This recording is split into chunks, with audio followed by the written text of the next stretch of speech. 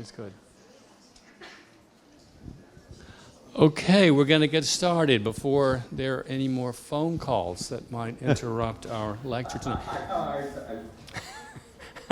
turned it off. It doesn't turn it off completely so it doesn't blank. No problem, no problem. So thank you all for coming. Great turnout. This is an especially exciting event. We have an incredible speaker tonight, really renowned artist and architect. I'm going to make a slightly more formal introduction in a second, and then Don Carr, a professor in VPA in the College of, in the Design Department and the College of Visual and Performing Arts, is going to also make some comments. I'm excited for two things. One, very happy to have James Wines give us a lecture here tonight, but I'm also very happy to be doing an event jointly with the College of Visual and Performing Arts. We have tried to do some things, and we've done some things together before, and we hope to be able to do more in the future. Before we get started, I want to acknowledge with respect the Onondaga Nation, firekeepers of the Haudenosaunee, the indigenous people on whose ancestral lands Syracuse University now stands.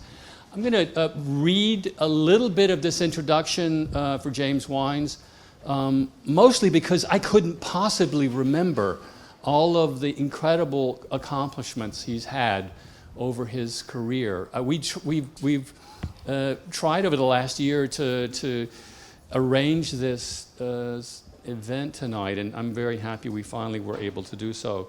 So many people my age, everybody knows James Wines. Probably not all of you know James Wines, but I think you will be very happy you came tonight.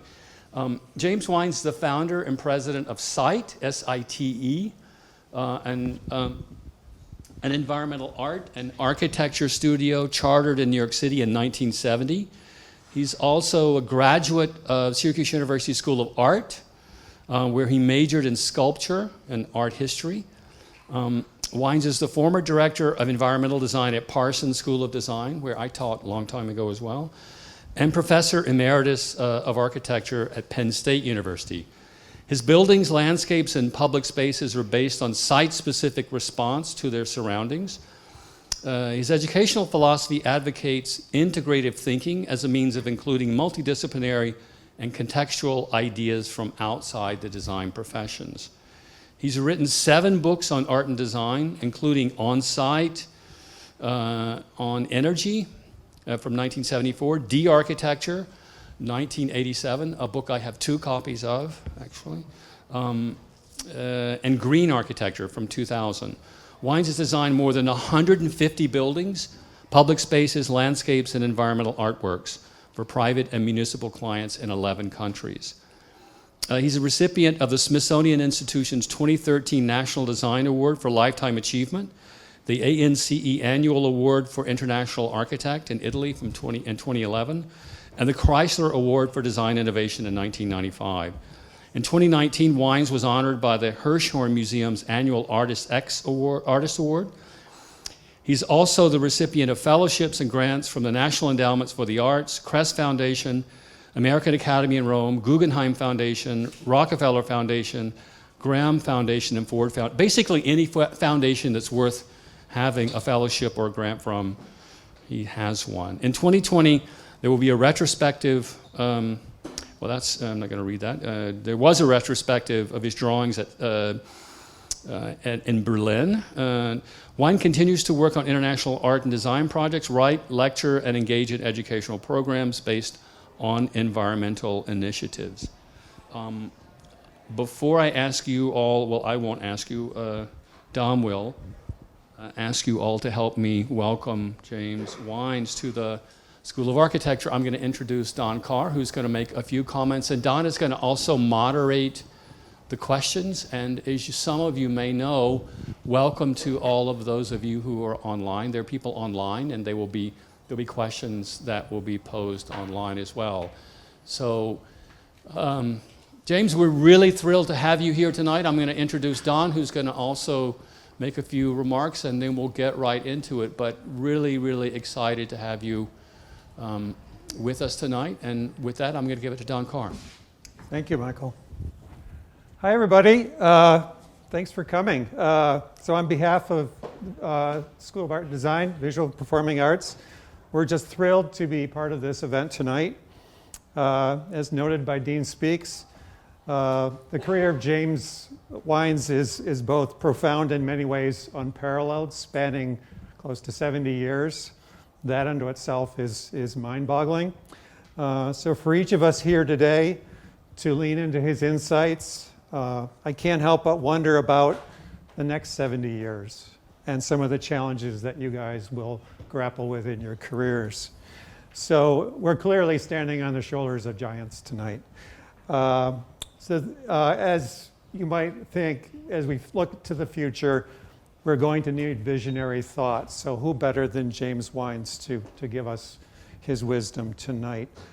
So we're really excited to gain these insights. And the fact that James is an alum of this university, let's collectively sort of welcome James back to Syracuse. And James, if you could share your screen, we will collectively give you a round of applause and thank you so much for coming tonight and joining with us here in Syracuse.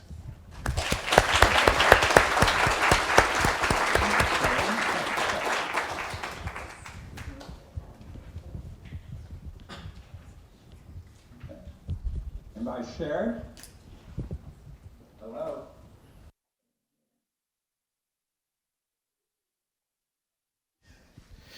James, you just need to bring up the PDF, the Acrobat file. Am I shared? Okay. Yes, you're shared. Okay, great. All right. It work? Great. Miracolo. That's great. Thank you. Shall I start? Hello?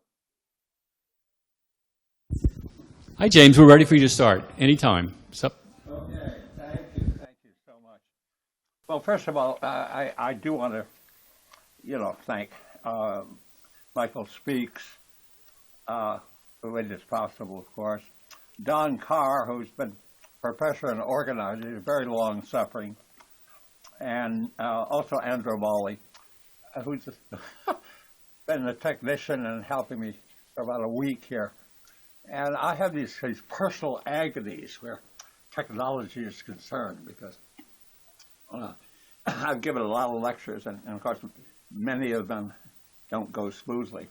And I have this theory that if the very mention of the word important presentation or lecture in public hits the internet and is absorbed by the tech system, the tech system says, oh, my God, how can we screw this one up?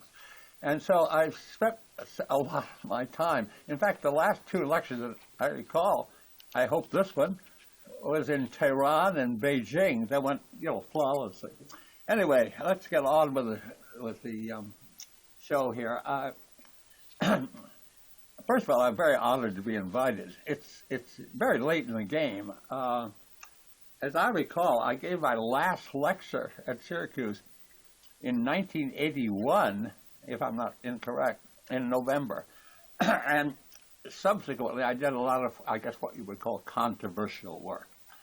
And controversy in architecture isn't always welcome. So I have a feeling that I'm coming late.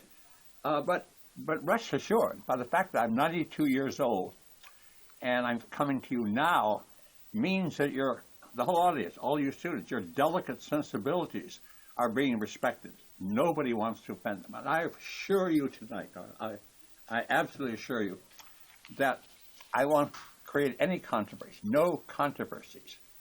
It'll be like puppy love tonight, really. And if anything, if I say, what I've been saying to a lot of my audience over the last 10 years, because I'm pretty old, is that if anything sounds even the least bit controversial, you can attribute it to senility. Just say to yourself, well, brain is going. So senility is my excuse, but I hope I offend no one. I hope everything goes smoothly. Okay, well, one thing, let me get started here on this adventure. I really want to dedicate this to another graduate of the Syracuse Art Department and a great friend of mine, Aldo Tambolini, who you should all know. He's also world renowned, really. And he was really we both shared this interest in kind of being multidisciplinary. And he was a film artist, a painter, sculptor, performance artist, writer, poet, and a student, of course, at Syracuse. And we became great friends then, and it lasted through our whole lives. And unfortunately, he passed away. So I want to dedicate, tonight's talk to Aldo. Okay, well, as mentioned, we've done a lot of work around the world, and this is just a panorama. But I started, and I thought one thing I'd like to talk about tonight is Syracuse University in my day in the 50s. And I don't know how many of you know much about it or what was going on at that time, but obviously it was very conservative. And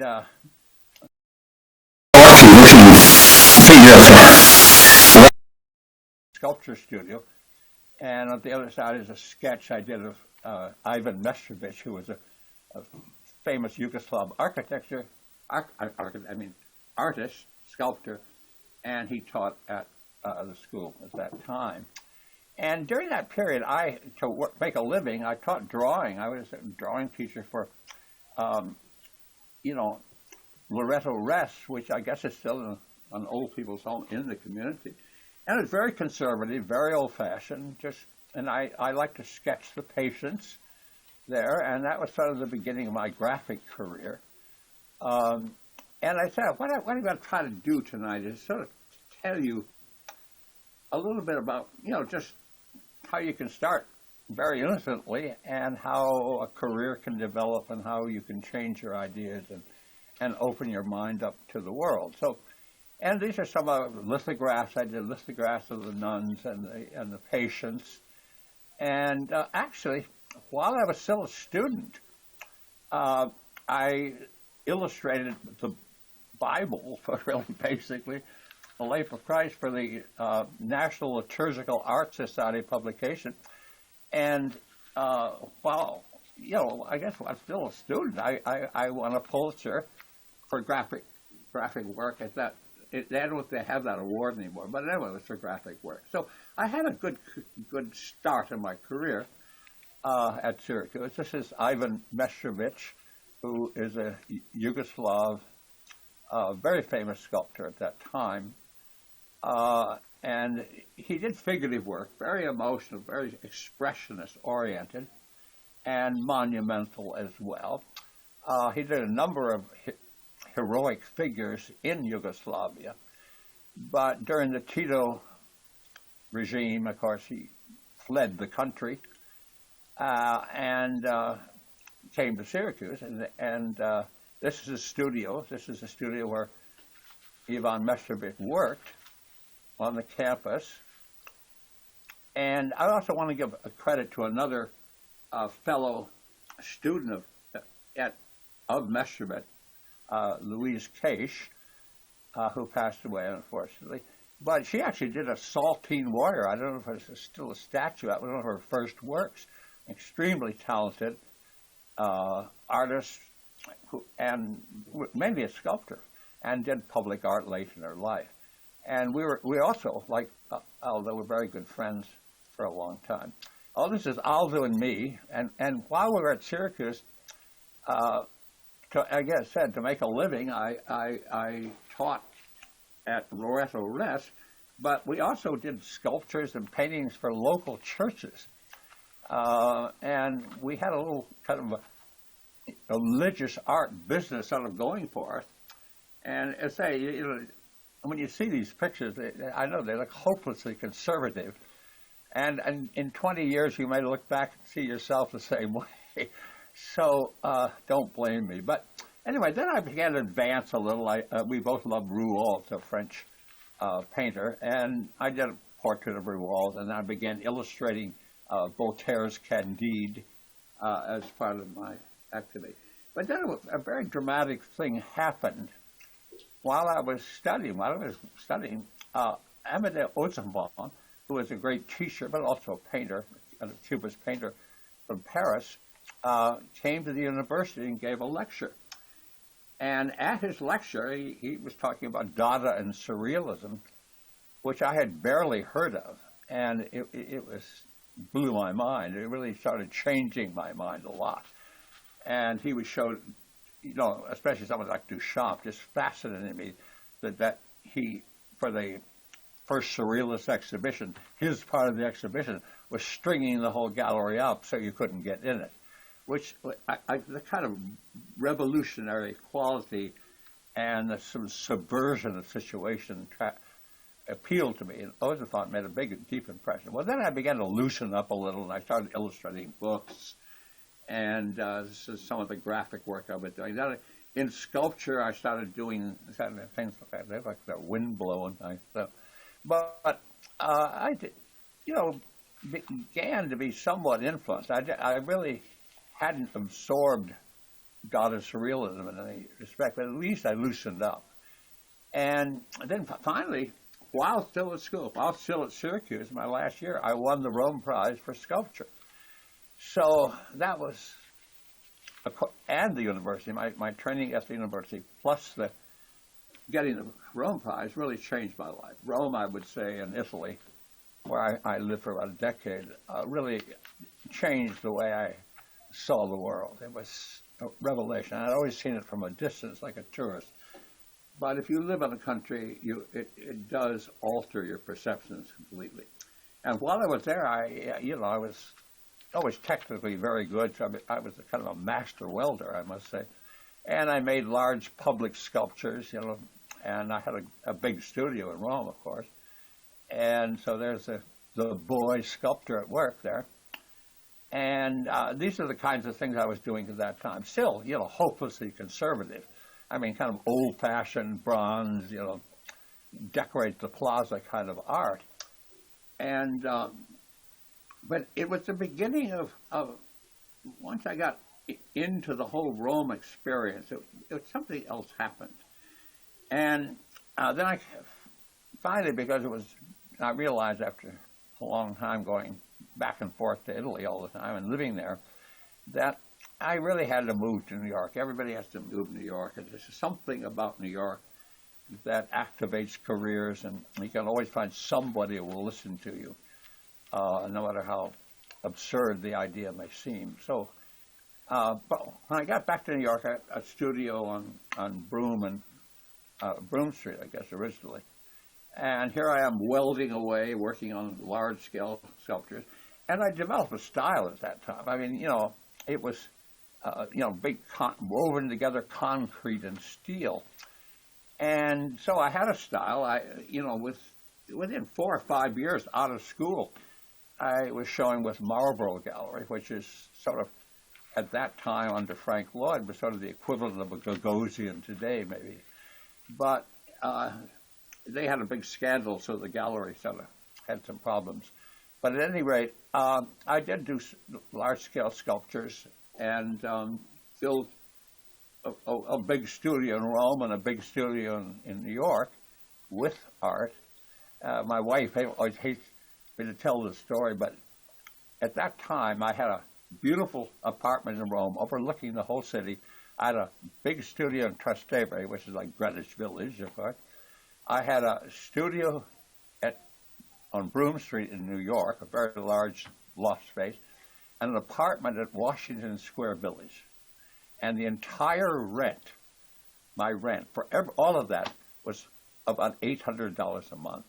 Today, that's like $50,000 probably. I mean, it's inconceivable, the values that were possible at that time. So we lucked out. And but I still was doing, very conservative work, and especially architects liked the circles because they went well with rectangular buildings. By the way, I show you this picture, but I'm going to stop for a minute. I want to send a message to all well, probably the male members of our audience. This is a lesson for the male members. Whatever you do, as architects and as public artists or anything working in the public domain, you're always going to be seeking scale references. Somebody stand next to your work as a scale reference. My advice to all of the men in this audience, never use an old girlfriend. For the rest of your life, every time this flashes on the screen, you will hear your present girlfriend or your wife or whoever is in your life at that time muttering in the background, "Oh, that slut," you know. And so my advice to everyone is always use your grandparents. It's your grandparents, and you'll never have a controversy again. All right, anyway, obviously I was beginning to get tired of shape making and form making and formalism well, actually, you know, I was advised by Kiesler, Frederick Kiesler, I can show that in a minute. You know, why do you want to do all this? And this was in the 60s. Why do you want to do this old-fashioned abstract art when, you know, there are other things to be done in the world?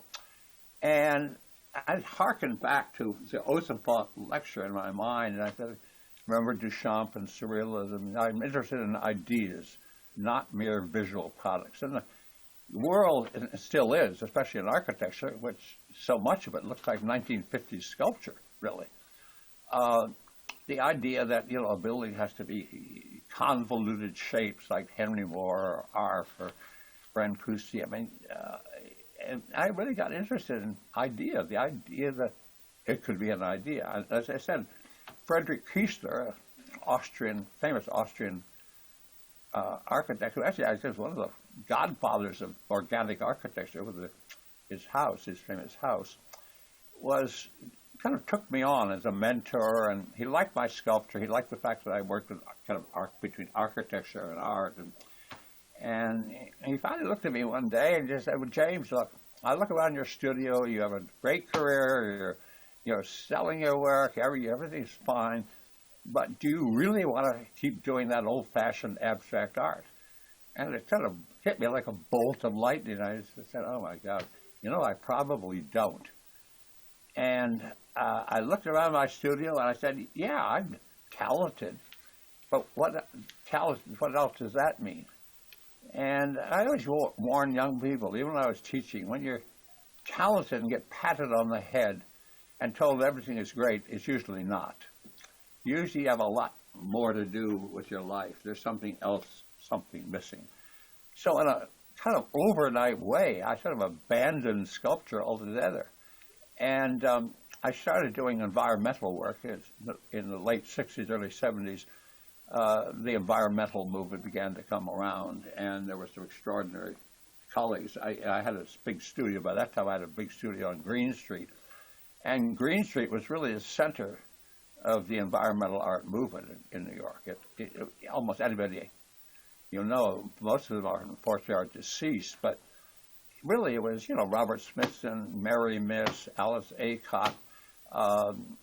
Almost everybody lived within walking distance of your front door. So we had lots of dialogues, very heated dialogues concerning the environment and what you could do with it.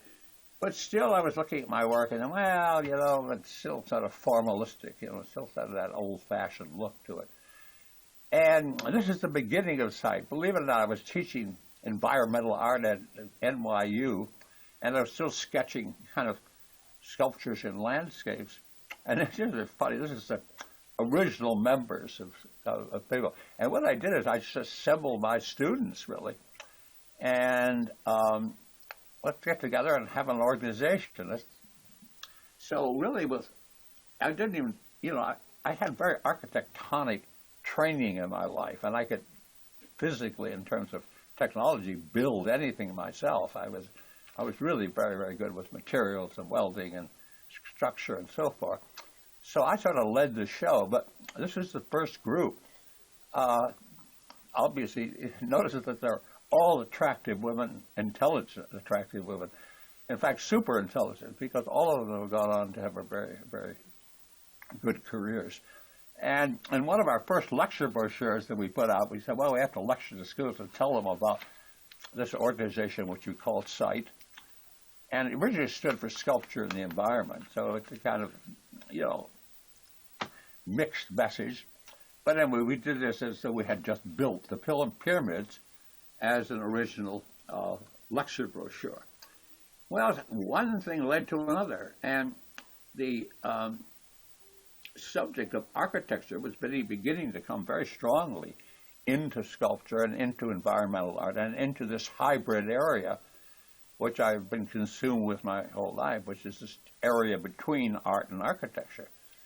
So you had, these were all of my colleagues. These people, almost all of them lived, especially Americans, lived on Green Street.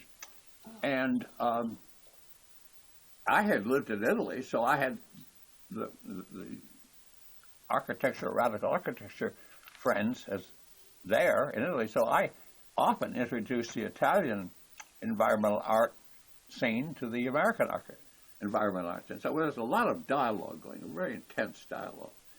And these artists really laid the groundwork for what we call environmental art.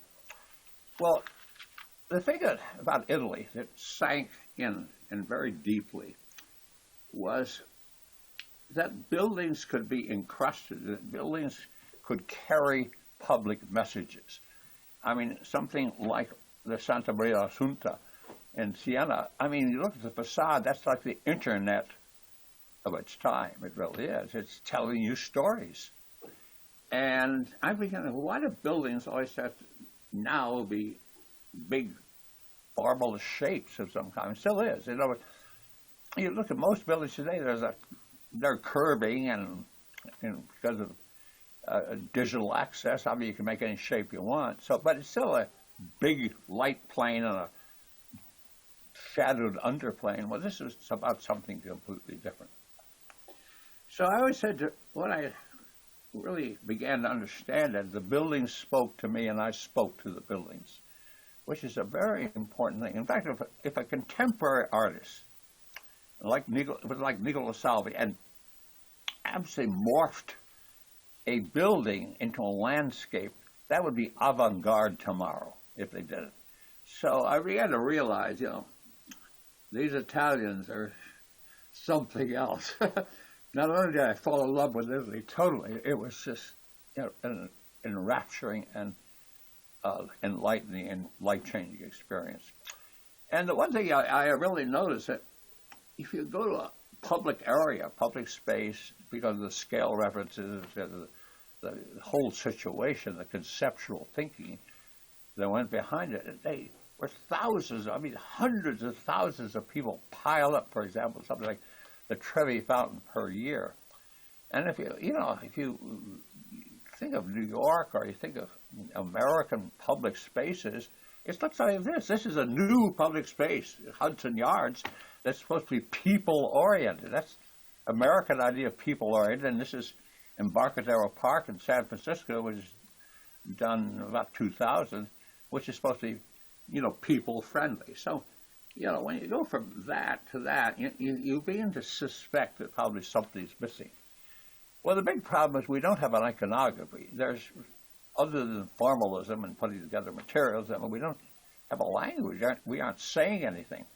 And here's Colin Edelard's a psychologist, a neuroscientist in Waterloo in Canada, and he's got this whole book on boring cityscapes, increased sadness, addiction, and disease-related stress. Is urban design a matter of public health? I'm not in any way familiar with the medical world, but I would say there's a possibility. But the one thing that really got me was this idea of plop art, where, the art is not part of the building, like in Italy. It's not intrinsic. It's not iconic. It's not a living language. It's a piece of work stuck in front or in the plaza or in the space. So, I think if you look up on the internet, I put these two descriptions into the language. One was plop art, and the other was turn the plaza. And so, I thought a lot about urgency of communication. And even Norman Mailer wrote a whole book on graffiti. And there is something about the desire in the human being to have a certain amount of chaos, a certain amount of fragmentation, a certain amount of energy, and have their own identity. I mean, that's the main source of graffiti. If you have something you want to say, well, modern architecture, over design, does not allow you to say it. So you create your own communication. And that really meant it. It's even to this day. I love this. This has just happened, a few months ago, really.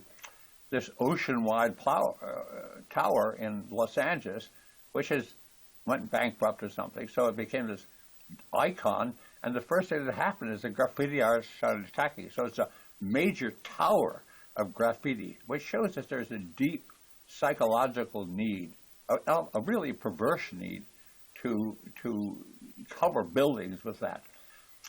And another great idea that occurred to me, and it's again Duchamp and Picasso would certainly contribute, forcing yourself to use restricted means is a kind of restraint that liberates invention. It obliges you to make the kind of progress you can't even imagine in advance.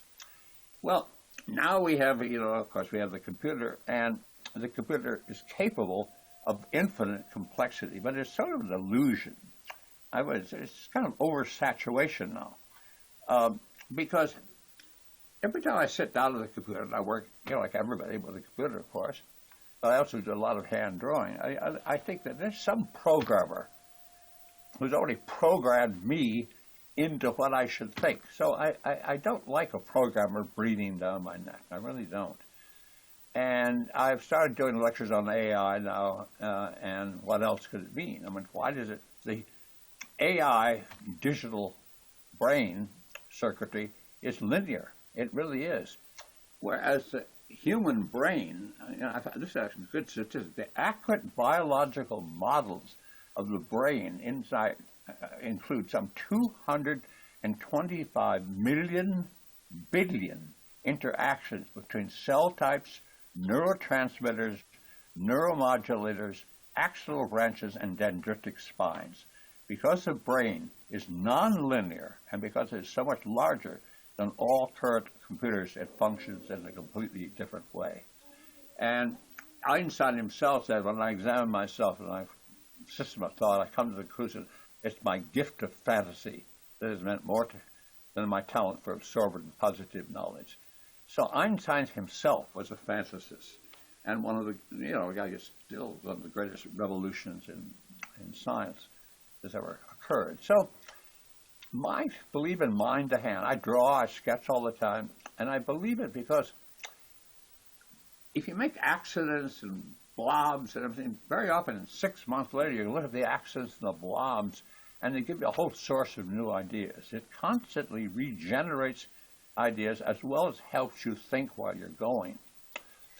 Also, another interesting thing I think about, and I'm making a case obviously for hand drawing as a part of your work, is that all the tools I use in hand drawing, which are over here on the left, probably cost $1,000 in my whole life. Well, the digital systems on your computer require these data centers that consume more than 100 megawatts of electricity, or enough energy to power 80,000 U.S. households. So, it isn't, from an energy perspective, using computers for everything all the time is not exactly a conservative ecological viewpoint. So anyway, I do draw. I draw a lot, and this is just a kind of a panorama of different media I use, mainly wash, ink, charcoal, whatever. But I use it because I can draw the mood of it. The one thing about a computer, it doesn't smell, it doesn't see, it doesn't hear, it doesn't have emotions, it doesn't go to the bathroom. So none of the body functions, which tremendously influence the function of the brain, are as part of the computer. So you can pump a lot of data in, and you can get the feedback of the data you put in, but it doesn't think of the impossible. It doesn't think of, well, here's a sketch of mine for a building that was integrating a forest. There's a house we did that was totally integrating a forest. And if you take up that little piece I'm showing you there, and you blow it up, it's just like your fingerprint. It's just absolutely the fragmentation and, what I call the graphic characteristics. It's the personalization. It's just like your fingerprint. Everyone's fingerprint is different, and so everything that comes out of hand drawing is unique and has that quality of something a computer can't possibly print. So, on the other hand, I find out an awful lot of young people are abandoning hand drawing altogether. And I say totally abandoning hand drawing for an exclusive commitment to computer graphics is like throwing out the baby with the bathwater. And there's a lot of truth to that. So I'm just showing you some of the influences that went into my development. And the reason I'm telling you to is not so much about that you have to do the same thing. As a matter of fact, if you want to be original and creative in your life, you can look and say, well, I can learn from something that maybe Sight or James did, but I have to do my own work. I have to just be my own concept. And so, interestingly enough, I started, working in the junk world. There was a big collector who had these department stores, these sort of retail stores, and they were kind of plunked down big box stores. They were all over the world. And I thought, well, nobody ever comes to these stores with any art in mind. No art thought enters their horizon. So I started looking at them, and when I first started, they were just big boxes like that, and they were on strips of boxes, and nowadays they're mega malls, of course, so it sort of defeats my whole approach in a way, or mega malls and thousands of cars, or this absolutely congestion of products. And all of this is also, we'll talk about that a little later, not exactly energy conservative. But at that time, all the roadway stores would put in bigger signs, brighter colors. Anyways, as if you could attract people's sensibility and somehow they'll buy more if the sign's bigger. And I rejected that whole idea. I thought, why can't the building have something different? I mean, when I lived in Italy, there was an iconography. Today we have no iconography. Then the church and the state, they had a rich reservoir for images. Well, now we have no images at all. So in a way, you have to invert or change. And in a sense, these were send-ups, really. There were obviously humor involved here. These were send-ups of roadway architecture. And then one thing led to another. But also it came from Italy. This whole idea, as it did in the American West. The idea of the false front building pops up and kind of waves a hand you from the highway. And that's kind of the American as well as the Italian dream. So, we began innovating with materials as everything else. This is some of my partners at that time. And then I thought, why people move around and to go into entrances. What if the people stand still and the building moves? So here's the building, the notch builder with a jigsaw puzzle. You push a button, the building comes apart. Well, when it comes apart, you have a piece of sculpture, you have a public space, and you have the exact opposite of a Henry Moore sitting in a plaza. It's a polar antithesis. You have art and architecture fusing into a public message. And there was a lot of rejection of our work. I remember in part of the controversy, and I'm sure the reason I never got to speak at Syracuse is that what they always telling me, with AI especially, we're the enemy of the AI. What you do is not real architecture. Humor has no place in architecture. And then other tags, marginal architecture, outsider, alternative, and the ghastly worst of all, paper. But strange enough, corner entries are very practical and very interesting way of entering a building. And they give you a completely different perspective, interior space and so forth. I want to go into the technology. But after we did this in 1975, there was a whole rash of my most respected colleagues doing corner entries everywhere. So it still had a validity. I mean, like taking apart buildings.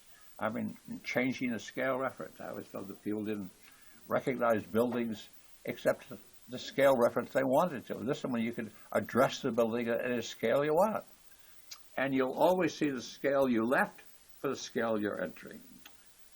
And it also dealt with the Florida sun and a lot of issues. And also this people participation. It invites humor, it invites participation, it includes people. I remember some woman asked me at the opening day of this building, the Tilt building, how do you expect me to get up to that entrance, meaning the one floating? Well, another thing, I've always believed in a kind of a minimal approach, too, something that is so simple that the ideas are read into the fabric of the idea and not into decoration and so forth. So the Tilt building was in that category. And then after we did that, of course, there were imitations of that and appropriations, they call them.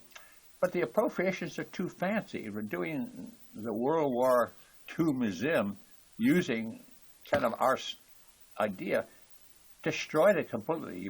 You lost the junk world, whereas reading the Tilt building as part of the junk world is totally different than seeing it done as a kind of formalist addition to a building.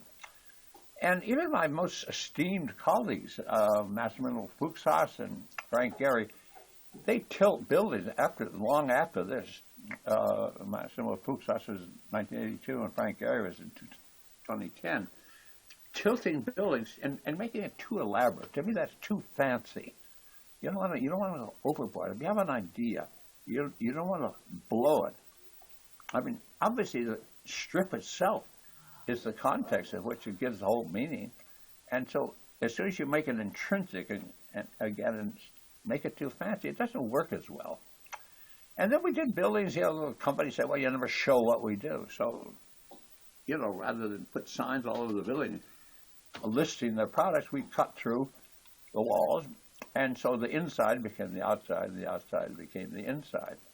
And where there was a thermal barrier, we just cut the merchandise in half. So outside, it was a casting, monochrome for kind of a mystery's sake. Whereas inside, there were real objects. So it went from inside to outside. And you're dealing constantly with a theme of what's inside, what's outside, and what does it all mean.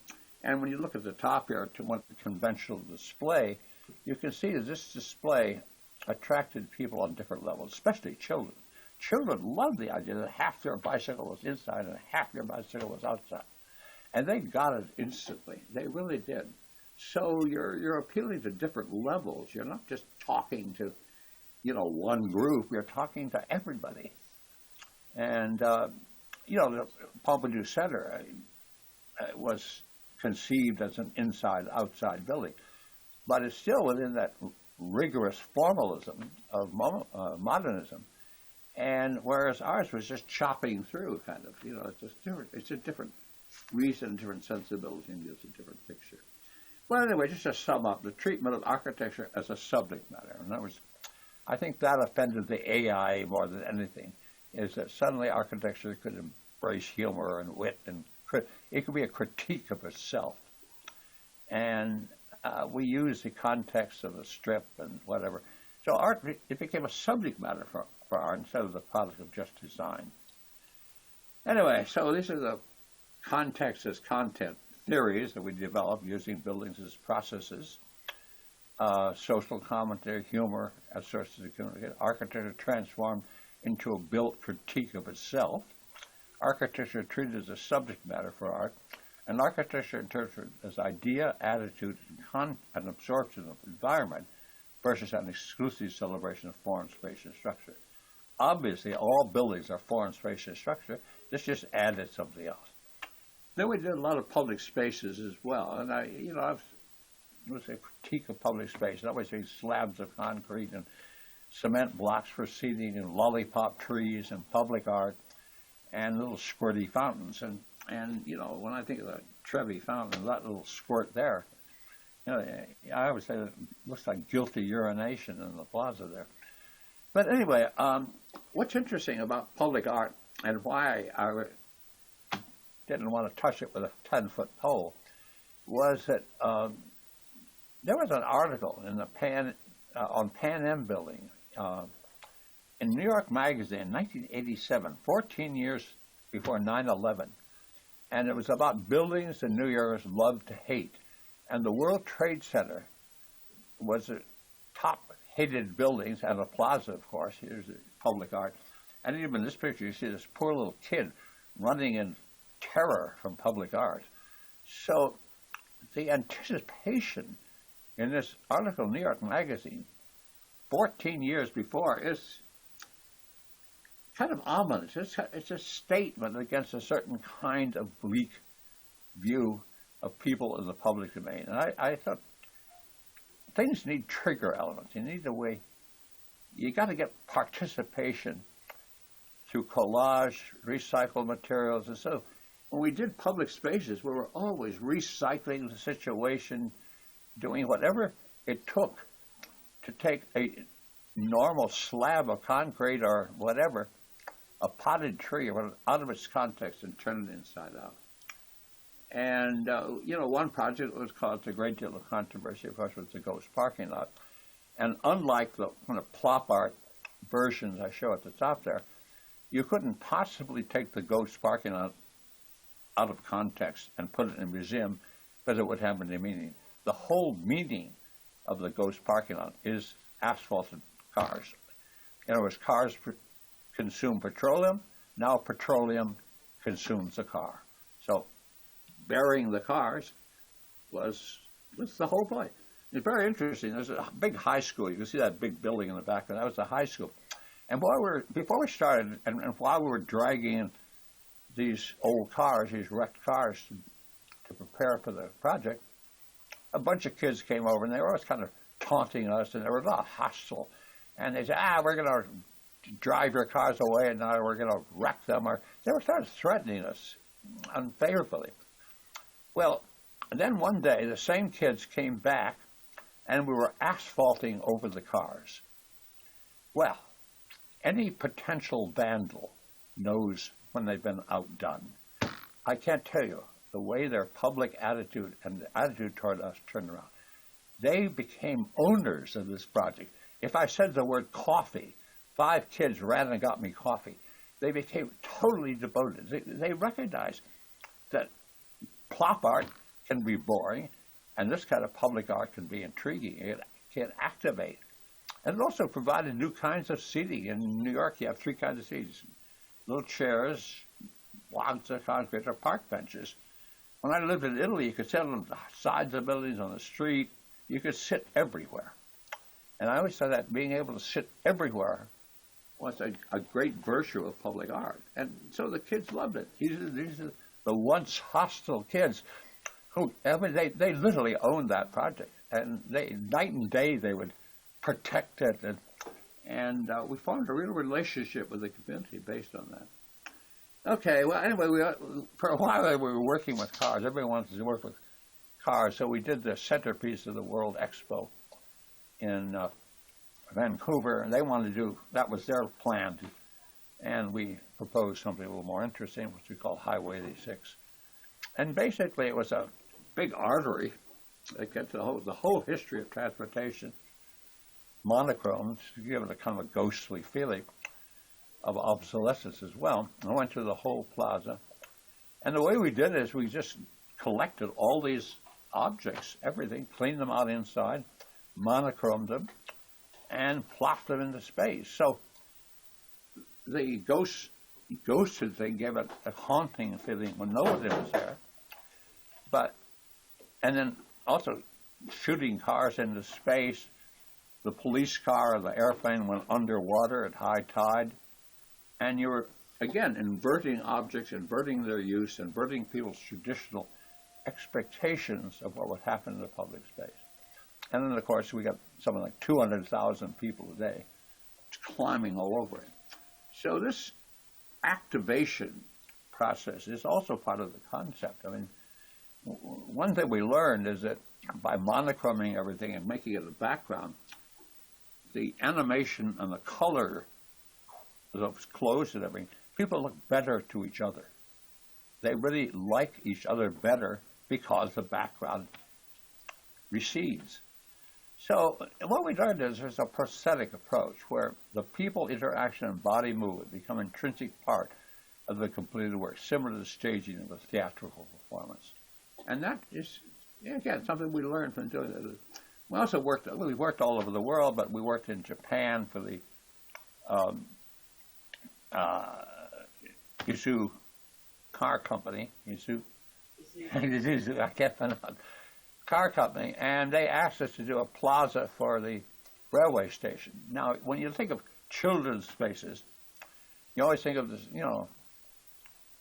kind of off-the-shelf stuff that you can buy and put in parks and gardens. And we thought, well, it'd be interesting to see, can we change the whole attitude of what a children's plaza is? What would a children's plaza be like? And when we met with the clients, it was very funny because the whole team from Isuzu came to New York and they were interviewing me, and one said, well, I want it to be like the Japanese garden with the ishi stones upright. I want kind of the upright stone feeling.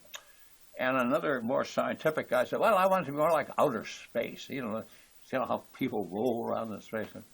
And then, of course, the car company manufacturers said, well, we want to show the car, and our transmission is transcendental. It's the best transmissions. Can we show the transition? So they want to be ishi stones, outer space, and transition. What would you do? Well, we just turned the whole thing upside down. And we actually cast real people. That was my first sketch. And they were cast from life. And then we just mounted everything as though the ground plane had changed. And so this is the way it looked on kind of opening day. And we had all kinds of funny problems. For example, with the skirts, we couldn't have, because of the ordinance away, we couldn't have see down to women's crotches. So we had to fill them partially with concrete. So but there were some deficits in public art. But anyway, we did the project, and that's kind of the way it looked. The roots of trees, everything that was underground, was there as well, and then the ground plane, of course, was the invisible ground plane, and the kids, of course, loved it. I mean, they would jump on your father's feet, for example, since that was so. These are all one family, and so the kids would jump on their father's feet, and Isuzu got their wish. We showed the transmission. I mean, this is the best way to show the transmission they could possibly, and it's still conceptually public art. Well, we also did integrated buildings and public spaces. The idea of the forbidden. I mean, we did the Mac bookstore in Vienna, and we wanted to cut a door, and no, you can't cut a door, and that's a historic building. You can't destroy a historic building. So I said, well, what if I cut the piece out of the building, make a door, but then I preserve all the history? So nobody could find any way to reject. I was still preserving the history. It's just slightly removed. So that's exactly what we did. We even kept the radiator and the brick. We just chopped it out of the building and it became a public space, a public sculpture, and didn't violate any ordinances. So public art could be simple. For McDonald's is a lot of fun. It's very funny because when we inherited McDonald's, they had long lost their arches and their real identity became these mansard roofs like everybody else. And the design and structure, I remember we met with a CEO, and this space was near where Ray Kroc, the founder, was born. So the CEO said to me, he didn't like Site's work anyway. He didn't have a clue what it was all about. He said, Mr. Wise, I understand that you're very creative. Well, with McDonald's, you can be as creative as you want, but you can't change anything. So that was my orders. You can be as creative as you want, but you can't change anything. So that's what I did. I didn't change anything. I took every classic thing. All I did was pop it, so it floated. So we did the floating McDonald's. So it's everything the CEO asked for, except popped. And you can see it. It really, changed McDonald's. First of all, it made wonderful. Kids can play under the building. You can recognize your friend by their shoes. There was a garden. When you lifted up the building, there was nice garden traces. So we innovated with a lot of things. Another thing we did that was, again, simple materials, what I call economy of means. We worked for, actually two of the greatest black American fashion designers was Willie Smith in the 80s and Virgil Abloh, who I'm sadly just passed away. And sadly, both of them passed away at 40 years old. It's just like a weird. How can you work with the two greatest black fashion designers and have them both pass away? Willie Smith, I think, died of AIDS, and Virgil Abloh, I can't remember what he died with. But anyway, one thing that Willie Smith showed, he said, I want you to design my showrooms, but the last person I want to look like is Ralph Lauren. And he had a nice saying. He always said, I design clothes for the street. And he was really the beginning of hip-hop fashion, of course. And he always said, I don't design clothes for the Queen. I design clothes for the people who watch the Queen go by. And I thought it was a great idea. So he loved all these buildings on the west side of being torn down. And they were also becoming, at that time, there were gay clubs as well. So when they were torn down, we just salvaged all the pieces. It was just pure junk. We made a streetscape, really, that you could use wonderfully for fashion shows. You could hang the clothes anywhere, and it really activated. We even did these dress-undress fashion shows where the models, instead of just coming out like Ralph Lauren, they dressed and undressed right in front of you. So it was intriguing watching beautiful young bodies and great street clothes. And here's Ralph. Here's a spring opening of Ralph Lauren, and here's a spring opening at Willie Wear. Well, be honest with yourself. Which one would you rather go to? I mean, being honest. We also did Willie's office. We did it was a construction site across the street, and all the bricks and mortar and almost everything we used, we just got from the construction site as leftovers. So his whole office was made from leftover materials. And then the existed was integrated landscapes, green architecture, for example. I wrote a book, and as part of that, we're still working for Best, and we did what we call the forest building, which was an area inhabited by a forest. So I thought, rather than have potted trees, why don't we just incorporate the trees and build a building around the trees, and not have this kind of little artificial, individual trees. And that's exactly what we did. So we built the building around the trees, preserved the forest. It was sort of the beginning of, Site's interest in the environment, architectural things. And then inside out, it was interesting because you went from outside to inside. You're still outside to go inside. And it was on the hillside, so behind the thermal barrier, we just used the ground plane. So what you saw was not only what's on top, like you do with landscape art, but you saw what was underneath as well. Anyway, this is the last project I'll show you. We also did a foundation, art foundation. We did the master plan. We did everything in this one. But we also built a pavilion for the curator, and again, we built it into the existing landscape. We just really basically just lifted the landscape and tucked the building under it. So you get a sense of the context. And we also there was an existing wall. There's a monastery you see up in the right picture there. That wall came running down the hill all across the property. And we just picked up on that wall, and the wall is just the building. The wall became the building, the building became the wall. And you can see how it's happening here, how the wall is just morphing into the building. And then we invented these T-shaped columns, which you could use for sculpture bases or for construction. You could use them for anything. And so they were very flexible, not only especially for wandering off into the property. They went up to the restaurant area, hotel area.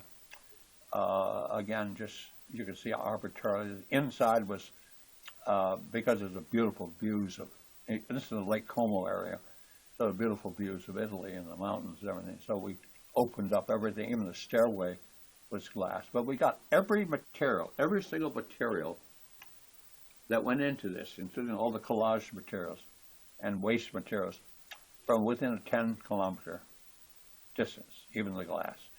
So that's very conservative in itself. And then we used the T-shaped columns and the wall.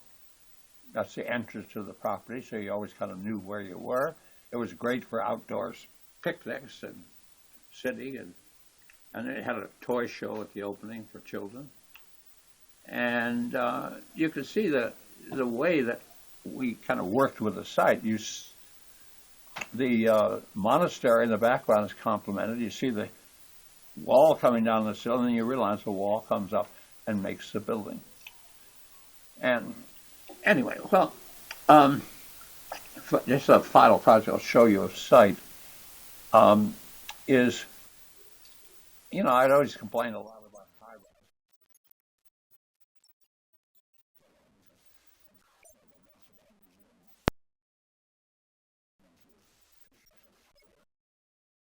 And this is really a big problem. And one thing we did, just as part of that, and I actually did this with students. So some students have any idea they want to work. We did this with a combination of the students and Cooper Union in New York. Worked on this project, what's called the High Rise of Homes, and Rizzoli published a book on it, which the school selected. But I always complained about these apartment buildings where, again, the architect determines a destiny, as did the Voisin plan. It was just determining only one kind of destiny for urban living. And so we thought it would be interesting to build a matrix, and then the residents themselves would buy it like a little chunk of real estate and construct their own iconography. So there would be like the graffiti, it would be like the iconography of the building. And it was kind of borrowed from the old Sears Roebuck catalog. Sears had, in the 1920s, I guess, started where you could order up any kind of house design you wanted, just in parts. And so we developed that idea that you could, this is a theoretical project, I wish I'd built myself, but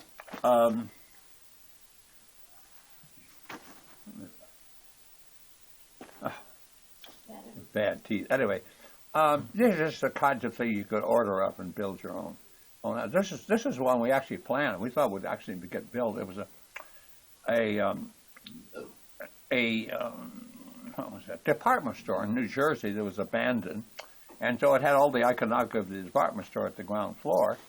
And we thought we'd just keep this and build the high-rise homes idea right on top of it, provide all the ingredients and build it like that. And so we did versions for the city, and considering what Donald Trump would do with a tower, I mean, I think we established a different attitude. And this project still has influence. It was done in very early, and in the 1980s. Well, what's the date of it? I can't even remember. 1981, and the influence it's had has been considerable. I mean, these are now spin-off projects all over the world. The only problem is almost all the spin-off projects, the architect designs too much. Our idea was to be like Sears and Roebuck, where you could let the tenant or the person owner have the garden and the iconography. Here, these are always called homes in the sky, where the architect designs everything anyway. So it isn't really that kind of, junk culture sort of thing that houses in the sky. We're kind of basing it on Duchamp, referred to as can chance in his work. You create the can, you create the matrix, but then the chance takes place as people occupy. Well, now I just want to talk a little bit about your generation and the world you're living in now, which is pretty formidable and a lot to think about, a lot, because there is this rich world, poor world situation, and it's growing at a staggering rate. And you have the energy situation. The building of human habitat consumes almost 1/3 of the world's energy. So you have to think of that every time you're designing. 1/6 of the world's fresh water supply, 1/4 of its wood harvest, 2/5 of its fossil fuels. Billionaires have more wealth than 4.6 billion people who make up 60% of the planet's population. So these are statistics that you kind of have to live with. You have to look at this world. Every city in the world is the same paradigm now. And the idea is who will build the tallest, who will build the fanciest. And again, the computer comes into play as a tool with which you can more readily do this. And there was this article posed on the height of vanity, why developers lie about the size of their erections. And Donald Trump actually, said that he was going to design this 90th floor, and the tallest residential building in the world, 90 floors. If you count them, there are only 72. I chose 90 because I thought it was a good number, Trump told the New York Times. Well, of course, nothing's changed. And also there's a problem. I mean, if we believe the statue of Trump that was placed in Union Square Park and the history of macho symbolism, way back to the Greeks and the Romans, people got tired of macho architecture. And if we really judge from that statue, Trump does have erection problems. So he has to build the world's highest skyscraper. It's obvious. And it goes on. Look, tower power, impress, dreaming big, grandeur. These are all recent articles in the newspapers. It's compelling you to do this. And in fact, there's now what Oklahoma plans the world's tallest now. And it could have been Oklahoma of all places, which I don't know needs that kind of tower. But it goes back to the access to digital technology and what you can do. It's sort of become an extension of the brain in a way, and not a great one. We use it all, but it's not completely dependable. And everybody's obsessed with CAD. With CAD, you can make any shape you want. You can do anything you want. And it's probably not the best direction, given how exotic these configurations have become. And I guess the idea that if you make fancy configurations is art. Well, trust me, everything that undulates is not art. And I kind of go back. I love these things from National Geographic, I think, on hunter-gatherers. They always look like Southern California to me.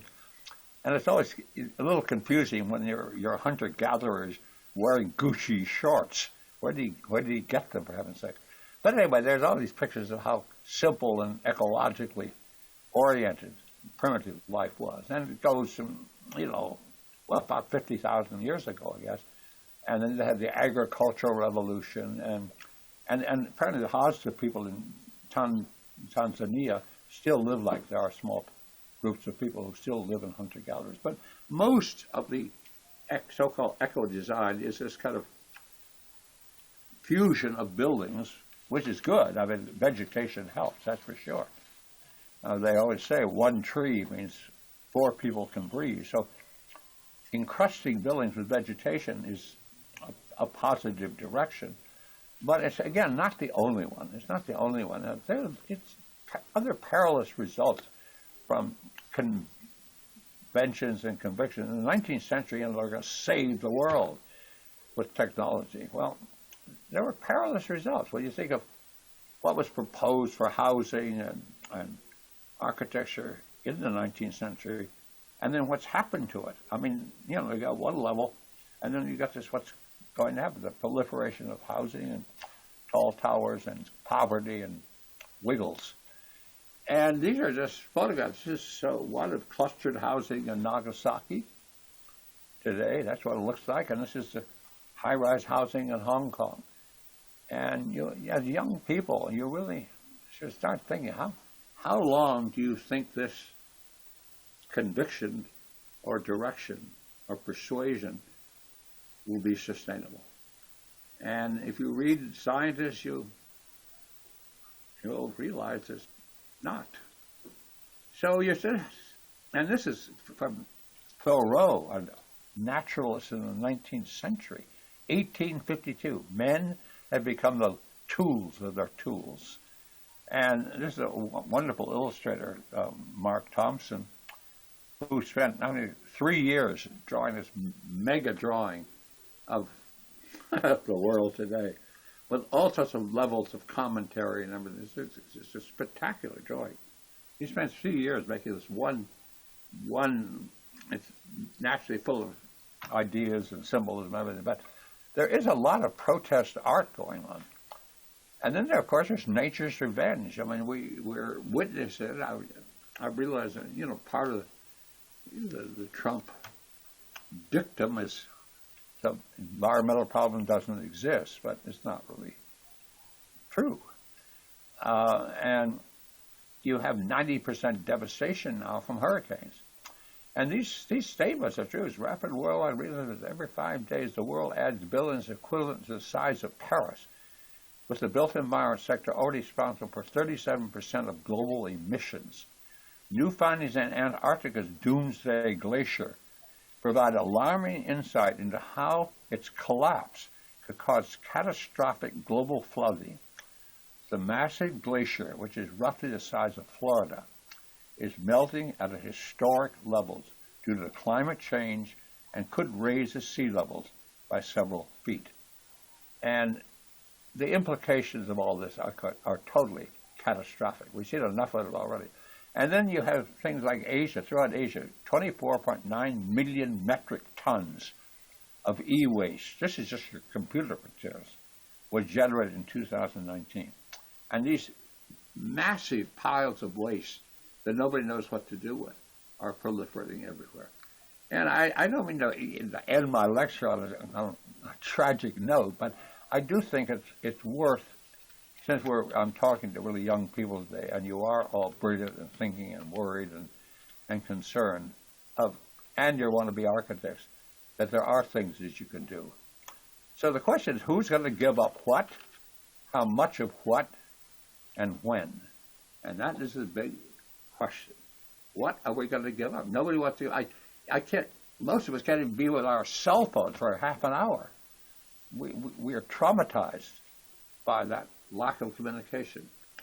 So economy is something I believe in, and we can look at history. I'm visiting Italy, say there's some of these incredible hill towns which built into their context in such extraordinary and dexterous ways that has kept them alive and running. Wood sculpture in the 17th century Russia, and in a wood pagoda in China. This is a whole other lecture. I'm just showing some slides from another lecture I give. There's a whole experimental team in Great Britain building 9,000 BC Neolithic structures, showing how the Neolithic people lived. So there's a lot. There's also reevaluating earlier ideas about the city, building a city in multi-levels, so there's a walking level, driving level, and so forth, is far more practical. And it's amazing it never really got done. New York could certainly use this. And this, again, was one of those ideas in the early 20th century that hasn't been really developed sufficiently or hasn't been thought about adequately. And actually, this is my daughter's work. My daughter and I work together. She sort of runs site now because at 92, I'm a bit old for this sort of thing. But she has invented these pallet houses, and she realizes incredible 20 million pallets are wasted per year. Out of the 20 million pallets, you can build 70,000 dwellings. So you develop this whole building system where pallets, just throwaway pallets that are used for shipping, can build housing. And there are people like,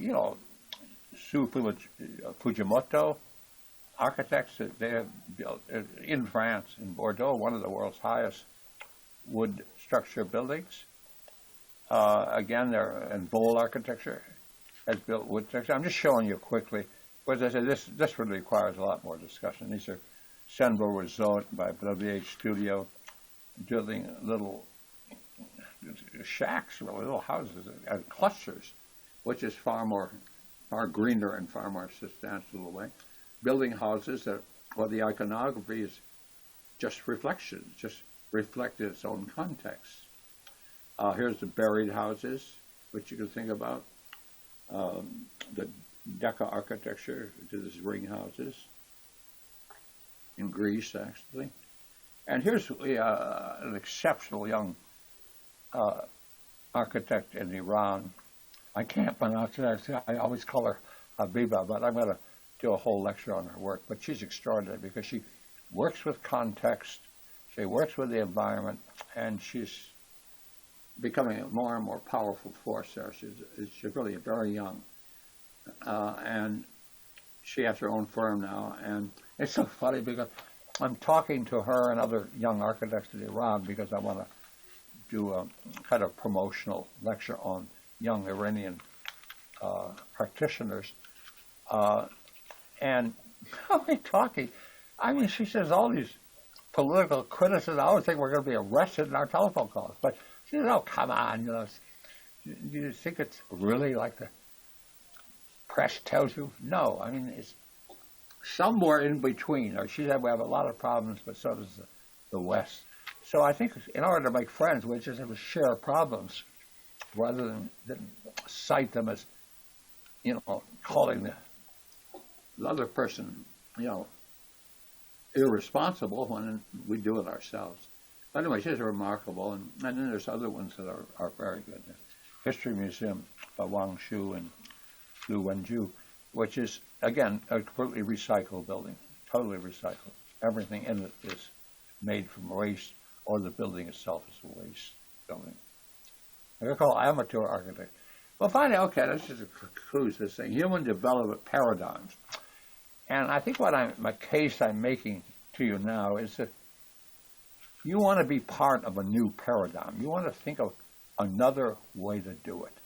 And that's what creativity is all about. And when you had the hunter-gatherers, and then you had first agriculture about 12,000 years ago, then you had the oldest city, which was apparently in Turkey, the oldest cityscape, and then you had the first dynasty in Egypt, 3,200 years, then the Assyrian Empire, 900 BC, then the Athenian democracy in 600. England, the industrial age, began in the 1600s. And then you have the business cities like New York. You have the smart city, and then what's next? We're in the smart city, and I think the main thing that the younger generation do is really get smart. What is the smartest thing you can do for the smart city? And there's all these funny things, like these 600 square foot houses that can be traversed in 5 seconds and vacuumed from a single outlet. Well, if we have to live small, this is a bit too small. Probably there are better solutions. But the main thing is don't just depend on the programmer who's giving you data on your computer. Your brain works a lot more flexibly and a lot more imaginative than this machine will ever do. And I'm always depressed by this is a design for a radically changing world by two Gensler architects, Andy Cohen and Diana Hoskins. And this is one of their images for radically change. It's not radically changed at all. All it does is hyperbolize the problem, in my estimation. This is an advertisement for the book. And also, think about things like Marshall McLuhan, way back in the 60s. He was talking about the medium being the message, how language is beginning to replace reality.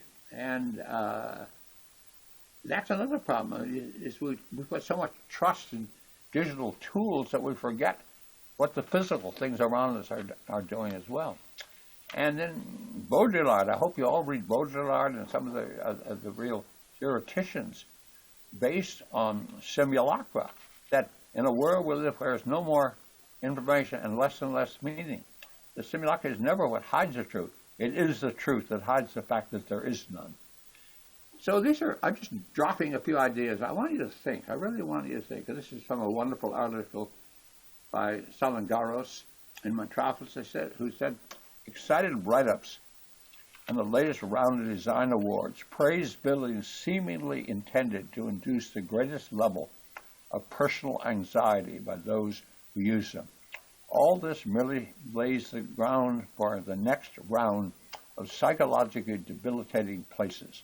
Such failures on the part of academic institutions and professional designers would not have been tolerated by architects operating in any age of human history. And that's probably true. And so these are the things that I would suggest you all work on.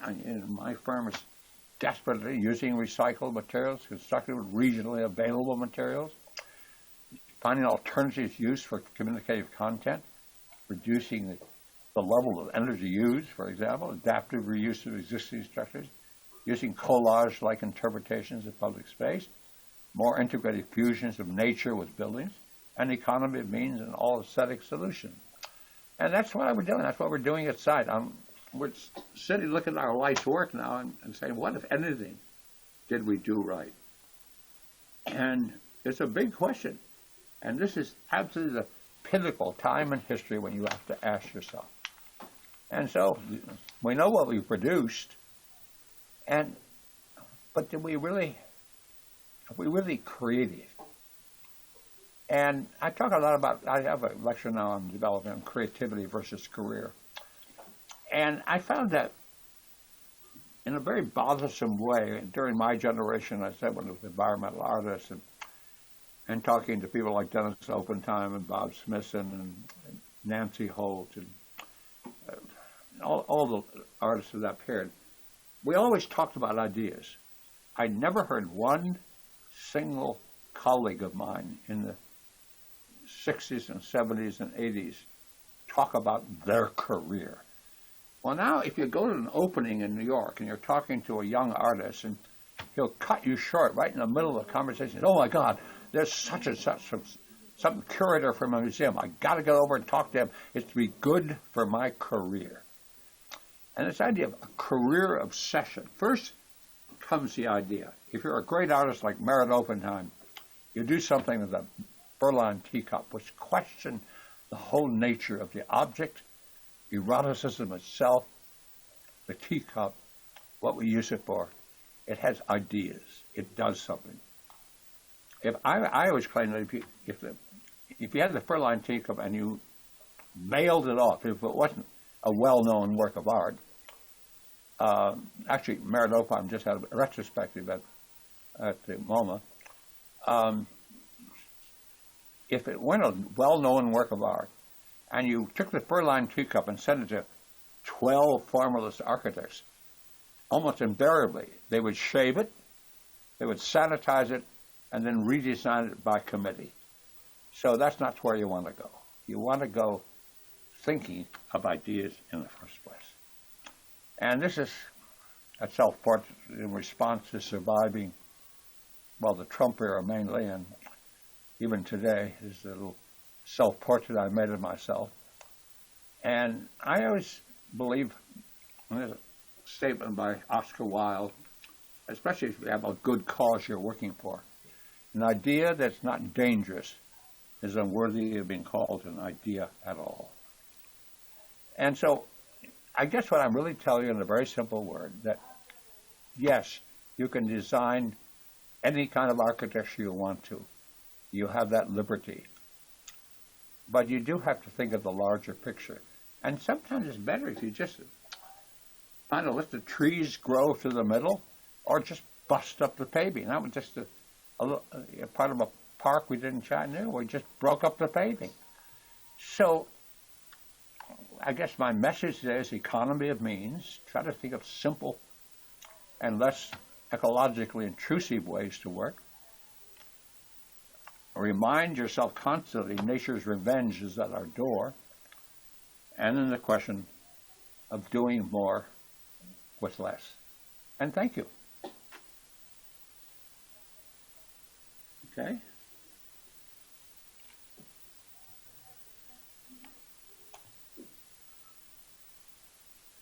Okay.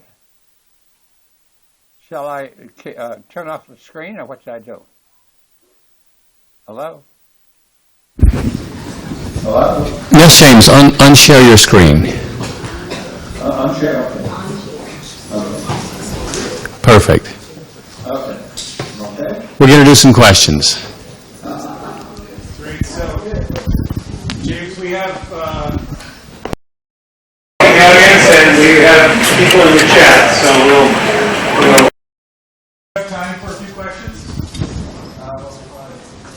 I think you need to use the microphone. James, are you good for a few questions? Yeah, sure. Oh, okay, we're going to pass around the microphone and see if we have any here. Okay. There we go. Yeah, here's one. We'll start with Andy. Okay, pardon me for wiping my lips. I'm getting my teeth worked off with everything else. I'm fully retired, so Nobody's asking. I have to keep myself in shape. Okay, here's the first question, James. Yeah. Hi, how did you transition from being an artist and studying in art school to being an established architect and doing more architectural works? How was that transition for you? Well, actually, I am a visual artist, and that caused a lot of controversy. As a young person, obviously doing kind of sculpture I did, and working with my father building houses and so forth. I mean, I had a lot of architectural experience in my life. I know how it's done. But doing it conceptually and aesthetically is, you just wake up one morning and criticize yourself. That's exactly what I did. I woke up one morning, looked around my sculpture studio, and decided, oh, you have a great career. Well, what does that mean? What is that supposed to be? Just like I said, what else can it mean? I ask myself. And I'm saying, what else can we do? Is there something we can do that's better than what we did? So I think that's the way you get to change. And I don't think it matters what your discipline or what you've been trained to do. I do think you need knowledge, of course. I mean, in architecture, you get a lot of fundamental knowledge. And that's why your school is your education. I'm a great believer in education. And I must say that, my experiences at Syracuse, I was making jokes about being elected, but as a speaker, but in which the colleagues you meet, the people you talk to, interestingly enough, when I was a student at Syracuse, I found myself talking more to young architects studying there than I did to the art department. And I was just fascinated. So there was some inherent fascination about, well, why does art have to be a painting hanging on the wall or sitting on a pedestal? Why can't art be somewhere else? And that's the reason I sort of attacked the American supermarket, because I said, well, that's where you would least expect to find art. And that was a lot of fun. So I don't know if that answers your question, but it is a kind of instinct you get, and then you just press on. Don't let anybody stop you. If somebody says, oh, you can't do this, or especially patting you on the head to want to say you're doing good work. Beware. Very often when you're doing good work, you're not, and you have to be very, very self-critical. Do some insightful thinking. Thank you, James. Other questions? Yes, here's another question. Thank you so much for the great lecture. It was really enjoyable.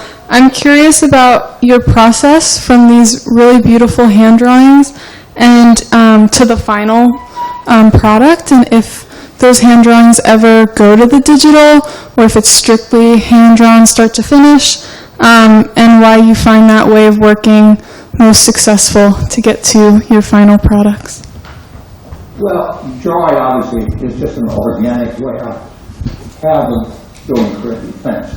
When I first started sketching, I was showing you some sketches, and I've done thousands of drawings, and thank God I did that, because my whole architecture involved, and I always had people say, you do all this old-fashioned art, hand drawing. How can you do that? Use your computer. So while everybody else was using their computer, now I find myself with this collection of hand drawing, and certainly a substantial part of my income comes from selling drawings, obviously. And I've had galleries and shows. I've had about 5 retrospectives. The last one was about 2 years ago in Berlin, of my drawings. So it's obviously just appreciated intrinsically, but it's also a good thing to do when you want to think. I can't possibly sit down with my computer and start thinking. I have to scribble. I have to feel that wiggly line, that indeterminacy, that self-criticism. Self-criticism is the most important. Is this going to work? Is that going to work? And then as I get more into what I really want to do, I like drawing because you start adding atmosphere. You can get shadow and light, and you can play a lot with atmosphere. And these are kind of classic ingredients that you really can't get away with. In other words, when you're drawing, I say you're not really so much illustrating as you're thinking. And whereas computer renderings and all that kind of stuff, they're really illustrating. And you ask the creative process, well, obviously the hand drawing goes, I mean, I've got a lot of hard line drawings in my day, that's for sure. But the hand drawing goes into the fun of work as well. It's part of the whole concept. James, here's another question. Hi, thank you so much for the presentation. I just had a question based on your ideas of like sustainability, and asking, as a first-year architect student, we see all of our fellow classmates and ourselves wanting to make the most flashy things, the most formally interesting like structures. But listening to your lecture, you speak about like doing more with less, and then that inevitable comeback to nature and classical architecture. So do you believe that this is like a feedback loop where you get tired of the trends and then like you continually switch between modernist, classical, or like new forms of architecture? Or is it just something with like doing, like being in the profession that long? Or how has that progressed throughout your years? Well, probably it's a little bit old age, And no matter what, I still have to come to you as this old fogey sitting in front of you. But obviously, I'm in the whole current stuff too, and I'm encouraging a lot of young artists. I have correspondence with young artists literally all over the world, so I still have some relevance, I guess. But no, I think that you really want to do what you can do and what you do best. I know a lot about art and architecture, but I don't know about, environmental eco-design from an engineering or a scientific perspective. I read stuff and I try to think about it, but when I've worked on projects, on all projects, especially if it's involving the environment, there's a little film that was made by MoMA, and it shows the construction of that forest building. And the people who were working on it were so intrigued by the idea that you could build a building around trees to that extent and incorporate the roots. And oh my heaven, there were scientists involved. I mean, how to train the roots so they would go under the foundation and all these things. Those are lots of little things that made it possible. But I think that it's a collaborative art. I think being in an orchestra, being in the theater, being an architect, they're totally collaborative professions. So the only thing you do is take your corner, your part that you know best. I have very good instincts about aesthetic issues, that's for sure, that I can draw. So I take them to the foreground. But then I pick up where all my weaknesses are. I'm very collaborative, somebody will help me. It's cool. And nowadays, that help would definitely come from the scientific community. And the more expertise you get from that direction, the better off you're going to be. That's really true. One last question from the audience. Oh, several hands up. James, we have one last question.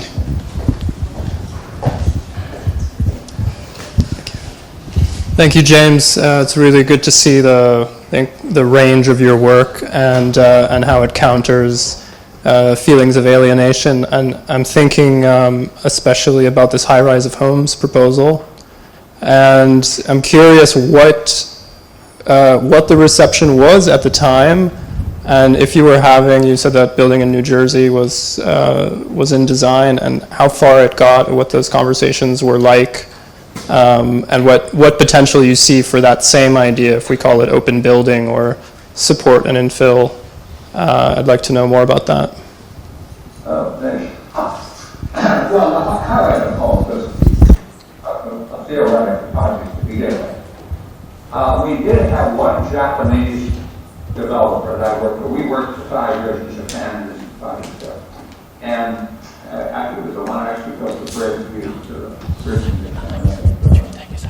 But he was a developer, and he really wanted to do it. He wanted to do a version of the high-rise home. And we did a lot of research to make it possible. And then for the project in New Jersey, the recycling of the village, we did it well, but they won in Japan, unfortunately. The client went bankrupt, which, at that time in Japan, people bankrupt. It's a crime almost. So he had a lot of problems. And then the one in New Jersey just sort of fizzled out. We got into hardline drawings and descriptions and things like that, and how it could be done and so on.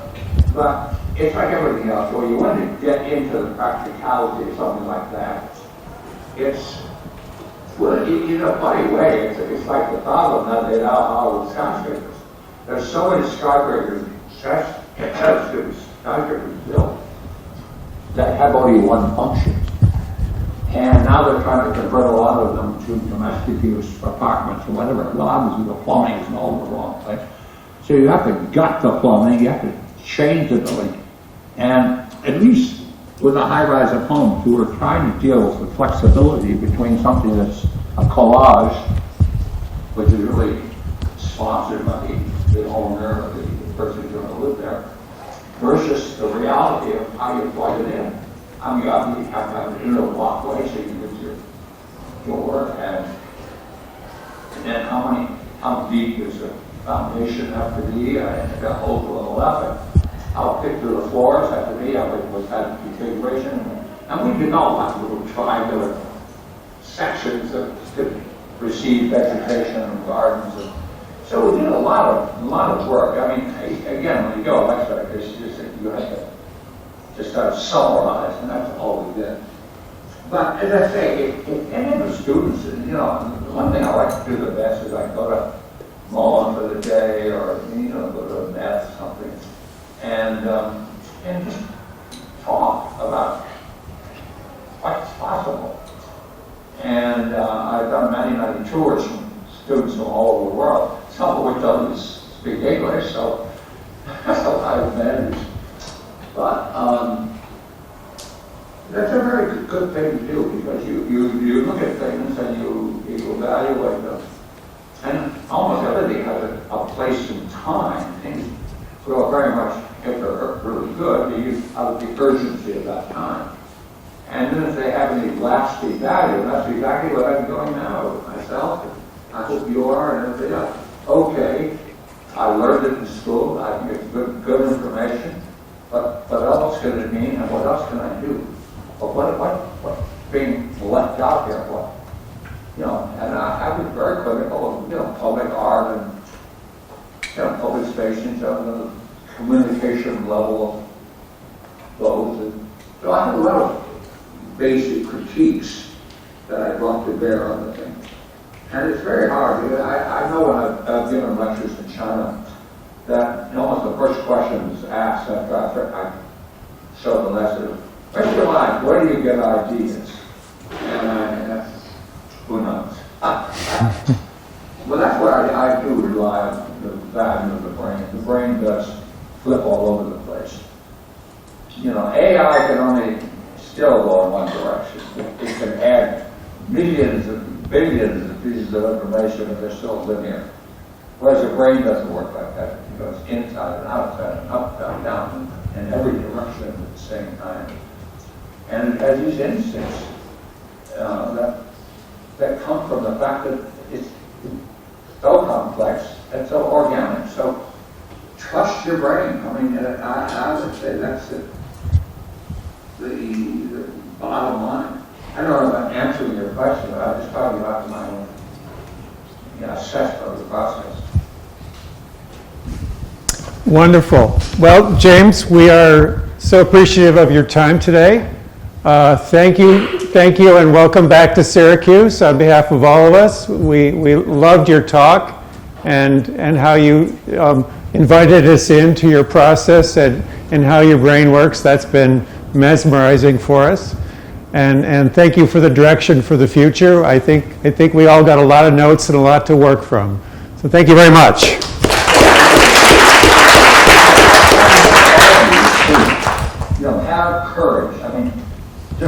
work hard, do great work, and you have a chance when you get to 92 to lecture for your alma mater. Wonderful, wonderful.